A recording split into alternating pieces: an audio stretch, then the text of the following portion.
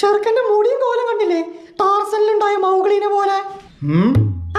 ഞാൻ നിങ്ങളെ ഉദ്ദേശിച്ചല്ല, അവനെ ഉപമിച്ചതാ. ഓ, നിങ്ങള് വലിയ കണ്ണന്റരാതെ വന്നേക്കണേ. മര്യാദയ്ക്ക് പോയി മുടി കെട്ടിക്കോ. ഈ കാട്ടായി കോലത്തിനൊന്നും ഇവിടെ ജീവിക്കാൻ പറ്റില്ല.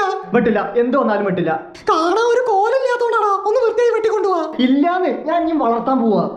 നോക്കിയേ, മുടി വളർത്തിച്ച അവന്റെ കോലൊന്ന് നോക്കിയേ. ശരിയാണല്ലോ, എന്ത് കോലാണത്? ഒരു മേനയില്ലാതെ പോയി വൃത്തിയായി വെട്ടി വന്നേ. ഇല്ല. അച്ഛനെ ധിക്കരിക്കാനായോ നീ? ഇനി വെട്ടിയില്ലേ നിനക്ക് ഇവിടുന്ന് കഞ്ഞിയുടെ വെള്ളം കിട്ടില്ല. സോയിരക്കേട്. ബായ്, മേരാ മുടി വെട്ടുകാരോ. അച്ഛ, അമ്മ.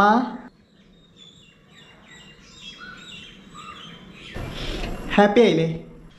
ഇവന് മുടി വളർത്തിയത് തന്നെയാണല്ലേ ഭംഗി. ഞാനിതങ്ങ് പറയാൻ തുടങ്ങായിരുന്നു ഷീലു.